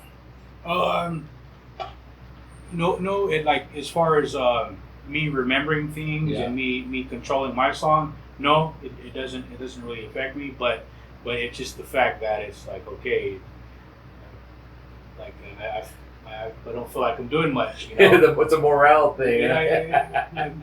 Maybe. Yeah. Just look maybe not so much morale, but effective. Like how effective. Yeah. Yeah, I mean, there's been times where, and I'm guilty of this too. I think where I was singing with Junior or something, and they had the whole line there, and everyone was just rocking, you know, and you kind of get caught up. And I think where I was sitting, I was like right in Kane's ear or something, and he looked at me like, "Man, why you gotta sing so loud?" And I was like, "Oh, my bad, dude." But you know, you just kind of forget where you're just in it, you're going, and you guys are kind of lined up right. You know, we were singing right in your ears, literally. It's kind of like, yeah, I probably don't need all of that, you know, but it was. But it is like, you know, it was like maybe three of you guys there or something, just, you know, kind of singing off to the side. People kind of just assume you guys are extra humble, huh? Because there's just three of you guys there singing off to the side, and there's like 20 bird singers on the other side. You guys get that rap, or have you heard that before? I don't know. I don't know. But I mean, I always thought that was impressive. You know, just before I was really doing it and seeing these songs, and there's always these guys to the side, this guy at the side, and man, he's still powerful. And he still had that belief and that strength there, and the fact that he was by himself, that was impressive. But I never thought it was like, oh, he's a humble guy or nothing like that. He was just cool, you know. Yeah, I think the same thing with a Shaw too. For me personally, you say it like that too. The late Jose, when he come and singing, you get both of those two guys. You hear them clear, real clear. You know, even though there's a whole line of guys singing next to him. You know, you hear just their voices. You hear their style coming through a little bit. You know, that's pretty cool. You ever, you know, like it seems like if you hang around a lot of singers and stuff, you know, it seems like on the bird side of things, we can be a little. Nay, I say it, you know, it's gonna be divas a little bit animosity here and there, and do you feel kind of like lucky you don't get caught up in that because you guys are a different song style? Do you have to deal with that too over there with the tin cans? No, not really. It's not. I just kind of to the point where I do my thing, and you know the other guys kind of do their thing, and what they say is what they say, and what I say is my stories and my understanding and my history is. And really, it's not different. Really, it came from the same. But you know, I just kind of do my own thing, and you know, whatever they say is whatever they say. You know, I've heard what other people say about the songs, and I try to take it in. But if it's different, then I say okay, it's different. I just know different. And but as far as bird, there's so many different takes on it and so many different understandings, and it's so prevalent. It's all over the place, and everybody has their little variation, their little version of it. And but it's kind of hard not to get drug in it because I have my own understandings of things, and some of the things that they say is kind of not what I was told, or because my late teacher, his first song was Bird. He sang Bird. There's an older singer in Quechan that was kind of what he started with. And he sang it. I heard him sing it, and it was a little different. I wish I was able to kind of get it down and record it, but kind of like his order of words was it was pretty much the same, but his order of his words were a little different. It was cool. But bird singers, there's a lot of different takes. A lot of personalities. Yeah, a lot of different people doing it. Territories, yeah. People are very territorial. I like to go to different areas and listen to different singers. I'd rather not listen to myself personally, and I'm sure I'm not alone in that. Yeah. But no, I'd rather listen to other singers. I like listening to different areas. You go to like Cocopah, I like listening to Jason San Diego. He's a good singer. Like listening to him. Just different areas. Like listening to Sam Evanston up in Mojave, and just different singers. So everybody has a different voice, take on it. And it's interesting too because sometimes you can hear people when they're starting out, they sound just like their teacher. Mm-hmm. But over a period of time, you get their own voice, and you can hear people who have learned from the same people, but they sing very different, or different, there's things that are the same, where you know who their teacher is, but you can hear a uniqueness that's their voice, their way of doing it. And I like it. I can hear in some of these gatherings, it's a little funky where you hear 5 groups get up and all sing the same song. But sometimes it's kind of nice too. You're like, wow, everybody's saying that song a little different from one another, and it shows the uniqueness of it. And then because what I've found is a lot of people don't come from our culture; they just think it's all the same. They have no clue that it's different, So, and even within our own people who don't know a lot about it, I've had people want me to try to help them learn Cahuilla bird, and it's like, no, I don't sing that. I don't know much about it. I know something about a local Larry or something, but no, I'm just kidding.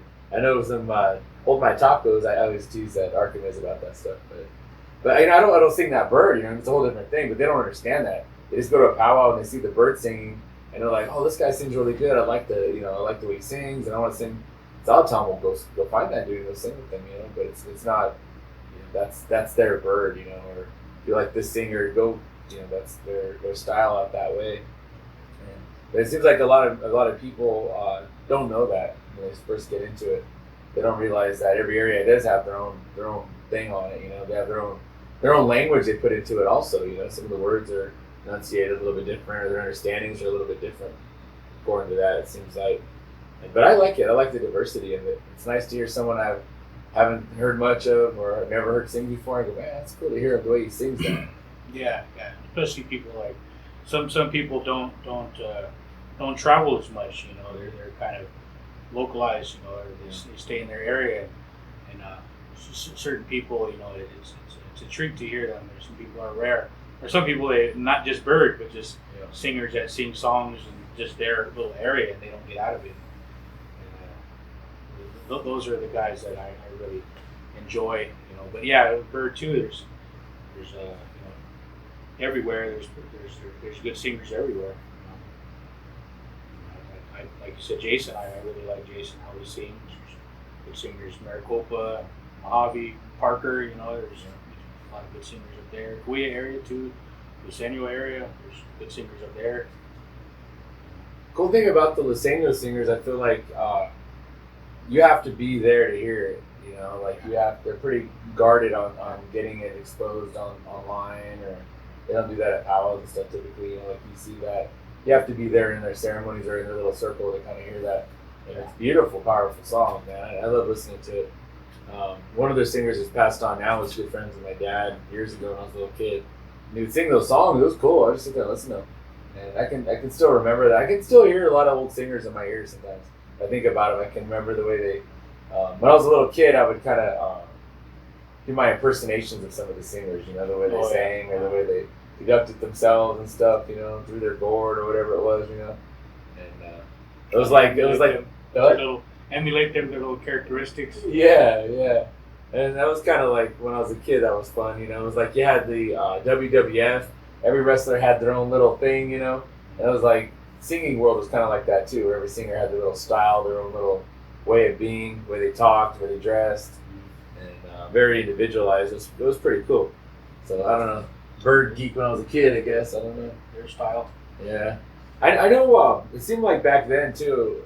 I don't know. I was told or I heard, but you know, it was always like, as we talked about earlier, about going out there and just wanting to jump in there and sing. It was always like, if you are going to go out there and sing, you're representing something more than yourself. You know, you're representing your nation. You're representing who your teacher is or your song cycle. You know, you are really representing something like that. It kind of reminds me of like the early days of UFC when like Gracie was there. You know, the Gracie family comes in and you got Hoist, and he's representing himself, but he's really representing the Brazilian Jiu-Jitsu out of the Gracie family. Pride. You know, yeah. Well, what's his name? The Gracie Hunter was over there at Pride. Well, no, I was saying like. But the pride of oh yeah. Pride. Yeah, the pride of all of his family and then all that they built up. And they would all come in like shoulder on shoulder, you know, and the hands on each other's shoulders. And yeah, he was representing everybody. And so if you had a black belt in that family, like you would say, I learned it from this person, and it would trace that belt back. So today, someone's got a black belt in whatever martial art, they trace that back. And it's like the songs are like that. I always think like if you sing a song cycle, then it's like, well, who did you learn from? Who's your teacher? Who was their teacher? You know, you should go back a little bit, have the history of the songs that you sing a little bit, and you represent that. So when I go out and sing, I always think, you know, I'm representing my dad who got me into this. I represent all the guys who've helped me out throughout the way, and representing my family, my people, things like that. You try to do it the best you can, you know. But my dad was saying, you know, you go out there and sing around like that, people will start to ask you to sing. You know, they see you and they go, well, you'll sing. So you shouldn't go out and do that unless you know how to, unless you can do what you need to do. So if you go out and start singing at powwows and gatherings and stuff, people see you're a singer, they go, well, this is a lead, and then they lose someone in their family, they're going to ask you and say, hey, I like the way you sing, I want to see you come sing for my family. You can't just be like, oh, actually, I only know 10 songs because I want to sing at the powwow. Like, you know, how are you going to tell that family, no, I don't want to sing for you, I can't sing for you? Yeah. It's kind of a hard thing. So by going out and singing around like that, leading, you're kind of putting out your business card. You're kind of putting out your advertisement that this is what I do. So it's like, if you can't do it, then maybe you should step back a little bit or wait till your turn, you know. Everybody has, you're going to be asked, you sit there long enough, they're going to ask you to sing at some point, you know, there's no need to rush it. I've heard, you know, some singers kind of give the analogy or whatever of like walking up a mountain. You know, no need to run up the mountain, you know, you just keep cruising, you'll get there at some point. And by the time you get there, you're going to be working your way back down that mountain, you know, it's hard on you. It's hard on your limbs when you're tired, you start walking down a mountain. But they compare it to that, you know, with you're learning, and then you get in that position and they start calling you. Next thing you know, you kind of wish you were just there off to the side helping because it's a task now, you know, it's a difficulty, it's a responsibility. You feel that way? You feel like it's a burden at some time? Well, yeah, it's definitely said you got to kind of orient your life around it, your priorities around it, and it's never really convenient. You know, it's a lot of times it's inconvenient. It's at times where you want to do other things, and it's a role, it's a responsibility, and it kind of, like they say, it becomes primary. You know, sometimes you have to kind of put your family to the side and do it. I mean, you said it, and I've heard it said many times, but you know, it becomes number one, and to the point where you're not going to be able to do other things that you might want to do otherwise. You know, and when you get into it, everybody's all gung ho. You know, but that gets old after a while. You know, it gets old, and you know, and if you're like me, I've put probably over 500,000 miles on cars. You know, and going traveling back and forth to the desert and back and forth all over the place, You know, you're driving by yourself. I don't have a big entourage. It's just usually me. So, you know, so if I'm fortunate, you know, Amanda, my wife gets to, she's able to go, but a lot of times no. So it's just me. So I just a lot of time to think. You know, it gets kind of lonely, I guess you can say, and that gets old. That gets kind of tiresome. But really, you know, and you understand that you have to do it. Once you start, you have to be reliable. You have to do it and get it done and be responsible and you know, and it's in the end, I tell myself that if I can make it there and back, you know, then that's enough. That's enough. I did what I was supposed to do. And that's if I make it there and back, then I'm okay. I was successful, I guess you can say. Yeah. It's a nice feeling when you lay back in your bed, huh? You're tired. Yeah. You can relax. You know, it's definitely like you did something. I mean, obviously you believe in it, so you believe in the purpose and what you're doing, so you know that you did something good. So much you keep up on sci-fi stuff. Well, it's not even sci-fi anymore. It's like science, and where we're supposed to be in 5 years. You hear about things like Neuralink. You heard about that? They're talking about putting, you know, we have our cell phones, but kind of going more droid, where you put a little thing in your Elon Musk type, you know, where you're building, you know, they're talking about it initially being for handicapped people to help them to get back to walking. But they're saying at some point, program ideas, thoughts. Have you ever thought about, like, in 10 years you said it's going to be there, so maybe 15 years. What if they came to you and said, why don't you record and talk about all your songs and everything? We'll put it in digital form. We're going to just put that into someone's brain for the next singer coming up. Neuralink that in. That's what the next future of singers is going to be. And all these young guys go, yeah, we don't need to worry about learning. Let's get a Neuralink in. We'll have it. We'll be good. We'll throw the language in on there on top. We'll encode it with some, you want 2 styles or 1? That's a pretty deep question. I don't know. So no idea. That it's kind of cheap, right? I mean, so like all the values and all the like the wisdom that you get in that learning process, is that also going to be imputed? You know, is it? Do you think that's possible? I don't know. You know, yeah. Like because obviously it's there's a mental thing, but the physical part of it, you know, where you're conditioning your lungs, you're conditioning your diaphragm, you're conditioning your arms and your wrist, and you know, and is all that stuff going to be part of that? They say there's a difference between knowledge and wisdom. Oh yeah. So my understanding is wisdom is experience, right? Yeah. Knowledge is just, you know, maybe factual things, you know, facts here and there. But wisdom has to do with experience, and you know. Yeah, I don't know. That might be where we're going one day. We might be going there one day where they start Neuralinking languages in our mind, and at that point, I guess we can Neuralink our own languages in. Well, I never thought of that, but yeah, there's definitely has potential, you know, to benefit, but at the same time, you know, I'm sure there's going to be some kind of downfall or some sort of bad consequences. I definitely see a lot of advantages, you know, because a lot of these things are going very, very fast. You know, language and these philosophies and these understandings they're going very, very fast. It's pretty scary. Are you a fan of technology with all this?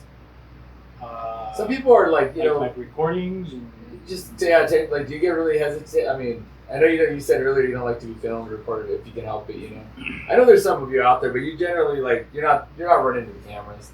I know you've never been that guy, like to run towards the recording and stuff. But just in general, yeah, the technology. Are you pretty apprehensive with that when it comes to like traditional stuff? Stuff? Yeah. Usually, but I mean, I'm here. Oh yeah, we're doing this. We've got broadcasting to the world all around us, and so obviously, I mean, there's, you know, I'm here because you asked, and you know, I don't mind talking and sharing. You know, my how I see things or what I've been taught, um, but I do try to kind of emulate my teacher more, as I try to stay within what he did, and don't try to go too far out of that, but as far as I've made some kind of compromises. Or recently, people ask me because of COVID, we're not able to have these our normal gatherings and get-togethers and go visit and things like that. So I was asked to put some songs on Facebook. So I said okay, I did it. Just in lieu of what we're normally able to do. But I prefer not to. I prefer just to kind of. Do you think it hit it hit its mark by doing that? Did it hit its mark? Being on Facebook and going live. Like, did you feel like it did what it needed to do? Like when I sang? Yeah. Well, yeah, just the few people that requested it, they were appreciative. Yeah. So, yeah. I was happy with it. Yeah, when all this stuff happened, they started canceling all these gatherings. I was like, man, I had a real plan to travel this year, man. I was looking forward to it. Yeah. All kinds of stuff, and we all did. I think a lot of people did. And the native world, if you're in that circle, it seems like travel a lot. You go see everybody. It's good. You get used to that lifestyle. But it was just kind of the plug was just pulled right out, and potentially I was sitting back thinking like potentially that could lead to a lot of depression amongst our people. It's something to look forward to at the weekend, and you work through the week or school, or you're just home, and it's something to look forward to. And you see people, and it's a good feeling, and then the learning that happens, little kids just being exposed to it, around it, hearing it, being able to get older and say, yeah, I remember hearing those songs. We've lost elders in this time frame, so the last time you've seen them dance or be out there is gone now. And if we had gatherings, we may have seen them one more time. And so it's potentially just a real damaging thing for our culture, this whole no having gatherings, staying home. I think to myself sometimes that it's a reminder to appreciate it, not take it for granted. Because I know a long time ago there was a time where it was kind of like that. It was told to me where if you weren't around where there were singers, then you probably never heard the songs. Yeah. It was a real privilege to be around the songs and have an opportunity to learn them, to hear them. And so if there was nobody in your little village or resident sing, then you probably didn't hear the songs or have a chance to learn it.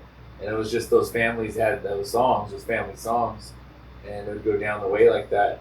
And we've kind of gotten the last 10 years so accustomed just to have it there. And you want to learn, just go to the gathering and sit next to someone to learn. You'll hear it, you'll see it. You can just follow the trail and you'll pick it up and, make those connections. It's been very easy for people to kind of acquire this if they want to get involved, if they really want to do it. But now it's gotten back to where, like my kids are hearing Bird all the time because I live at home, and, Yeah. And if anything, they're probably hearing it more than they did before because they're having to go sing quite a bit. But I know kids that don't have a singer at home, they're probably not hearing it as much, or the peon songs or things like that, or the stories or the language or any of that. If they're only a link to hearing these things, participating in these things was to go to these gatherings, go to these classes, go to the things that are canceled right now, or put on hold, then they're missing out on all that learning. I think that's kind of dangerous. It's and it's a sad feeling, and it's a depressing type of thing, I think also. So anyways, we had that virtual gathering a while back, 2 of them. The first one I thought was going to be pretty good. Got a bunch of people. It seemed like a bunch of people were involved. We're going to sing different areas of the bird singing world. And it was cool to sing, to be honest with you, because it had been weeks at that point that I did not sing. And it was nice to get together and have some normalcy for a day. Because that was back, I think, in March when everything was very stressful. No one knew what was going on. And for me, it felt very like, oh man, this is nice to have a day where it's not ideal. You're not around everybody, but you're connected with them online. And then I had another one. But to be honest with you, I gotta be honest, I didn't really care for it. I was helping to organize these things, but I personally didn't care for it. I like pulling up to the gathering with entourage or by yourself. I like you're saying, the smell of the willow or the uniqueness of every gathering or powwow. Going to Kauai lands, expecting to see the people that you know up that way, hearing their songs. going out to Quechan, knowing the people that are there, don't travel, seeing them, the ramadas they have out there, and even the heat. I'd walk in the heat, going up to Mojave, being in the parade, and just talking to the people that don't travel, and hearing their birds, seeing their dancers that don't travel a lot. The uniqueness of every area, and the food that's out there. I like walking around, seeing the vendors, cracking jokes. Some of that I've been able to do online, cracking jokes and memes and getting out of hand and everything. But reality is, it's because we miss doing that in person. Miss being at Pyong games, seeing everyone singing, the smell, the smoke. Going to Morongo and getting all smoked out, or whatever it is. Going to Saquon, getting donuts at midnight. Whatever it is, I miss all these little weird little caveats of our recent culture, and hearing a lot of songs from people live and being able to dance and sweat, enjoy it, and it not be for a funeral or sad occasion. Like being able to have the license to go have a good time, and for me, I dance and I'll kind of get goofy a little bit. I enjoy it maybe sometimes too much, but because you can't do that at a funeral, but there you can. And I don't know, I miss that. I miss Saquon. We had Saquon Gathering come and go, but obviously they didn't have it this year because of COVID. But last year they had the dancing dog out there, and the question was that guy going to bring his dog back to come dance?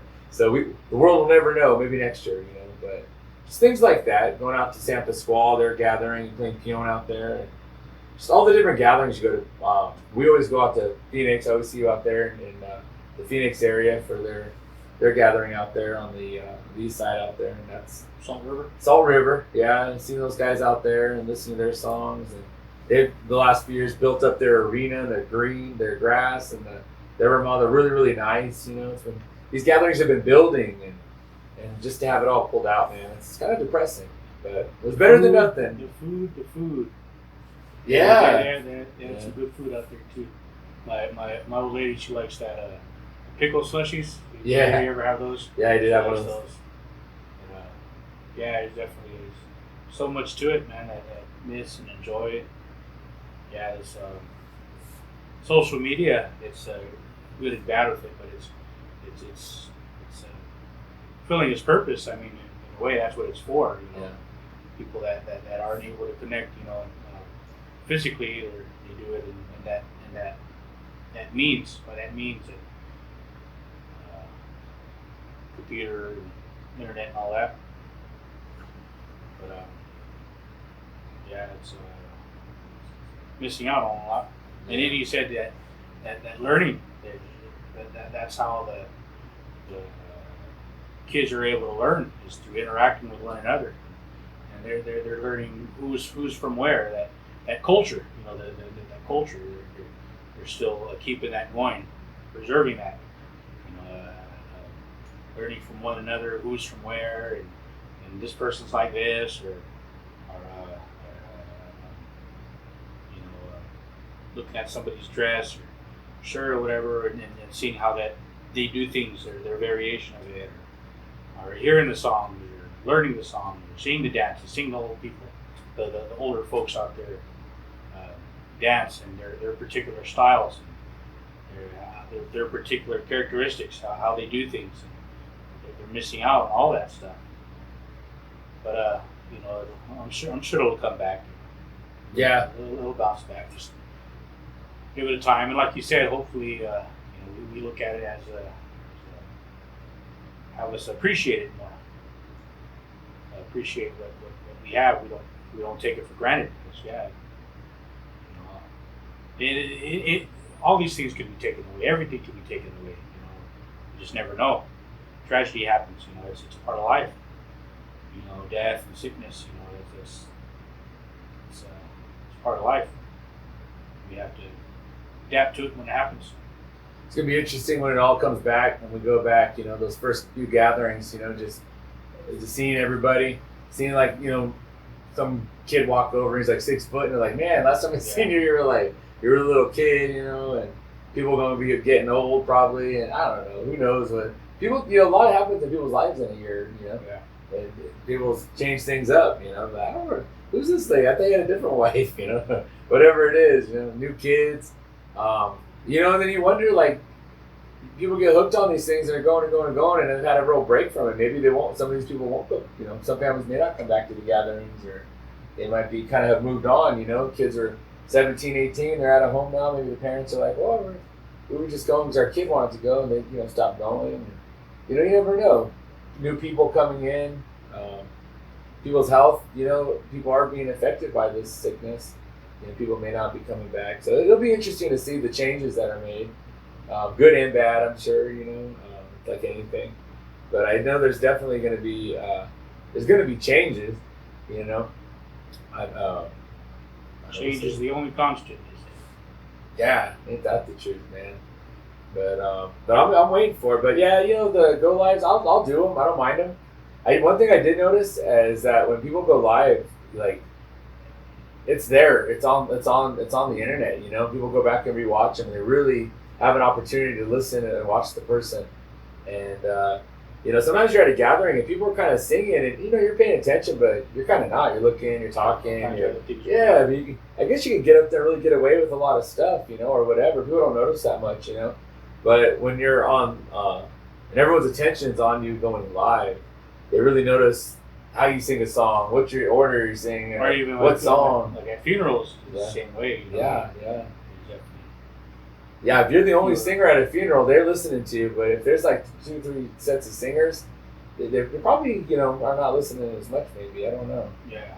But yeah, there's so much singing. There's so much people you kind of become a background noise almost. Whereas when you go live, you do notice. That was one of the complaints of the go lives was like, one complainer was like, well, who are these people? I don't even know some of these singers. But it's like, I've seen these guys at gatherings in their region. It's just, you probably never noticed because you don't know them. You kind of didn't care to know them. Maybe there's up and comers or young guys trying to learn or whatever. And then the song selection, you're not really paying attention when everybody sings, but when you hear a go live, you pay attention to every song they sing. And I noticed, like, I was listening to some of the singers, and one of the complaints was, the songs selection, that a couple of songs shouldn't be sung and whatnot. And I had noticed that some of the singers that sung early in the day, later in the day, singers sang the same songs. So I had wondered, like, did they listen to the other go live and it was in their brain and they just sang those? Which it happens at gatherings too, but you don't notice it because it's just ongoing songs throughout the day. The group gets up, you hear them sing their songs, kind of in one ear out the other. Another group comes and goes, and you may not even catch that this group sang a lot of the same songs. But when they're going live and you hear the same songs over and over, you're going, oh man, I just heard this song an hour ago. Like, your attention's on it. So it kind of highlights some of the problem areas. Good and bad, I guess. And then it's out there for the world to see and criticize. Good old social media, anybody can comment, and good and bad, and then it spreads. The other thing too is we kind of have a little bit of a guardedness with our gatherings where it's our own people there for the most part. You put it out into the social media world, it's out there into the world. And in a couple of years, I'm sure Germany will be having their bird gatherings, maybe, I don't know. But it's out there. Maybe there's somebody learning your songs right now on the other side of the planet. You ever think that? You're singing doppelgangers out there somewhere. I guess I wouldn't see why anybody would want to. Their tin can salt, yours is pepper. Your can, huh? Well, man, we've been rocking here for 2 hours. Oh, wow. Yeah, I know time flies when we're in here. I want to thank you for coming in. Is there anything you want to plug? New clothing line? Disc coming out? See, you're dropping any records? No? No. Nah. Just chilling over in Verona. Just thanks for asking me and giving me the opportunity to share a little bit. Yeah, man, I appreciate you coming out. It's important to, I think, my thought is I'm always hearing you really being kind of analytical about things, and especially in social media, like me, I'm bad at this sometimes. I'll get fiery, I probably should have said that. Or I'll make a joke and I'm kind of like, oh man, they didn't think it was a joke, they thought I was being serious, And so it is good to be analytical and think about these things that we put out like that. And then also as a singer that you go around and do all these things, a lot of times people outside of our world don't know what that life is like. They don't understand what goes into that mentally, physically, the effort, life decision you put into that. And so I always think it's interesting for other people to have a little window into that and see what is it like to live that lifestyle of a singer and someone who's trying to keep our culture going. So thank you for coming in, sharing all that kind of stuff, man. We got to do this again one day, you know. We'll talk about Pion next time. I want a rematch. Last time we played, you beat me. Really? I think so, yeah, in Verona 3 years ago. Never forgot it. Oh. It was the year after we had won it. So I'd won the year before. So then I came in, I was high. I was overconfident. We had won like 2-3 teams, and then we played you guys, and then we lost there. I was one of the times I got lucky, huh? One of the few times. The only time I ever lost. All right, ladies and gentlemen, this is Dan Murphy, and we're live from the Res. Holla.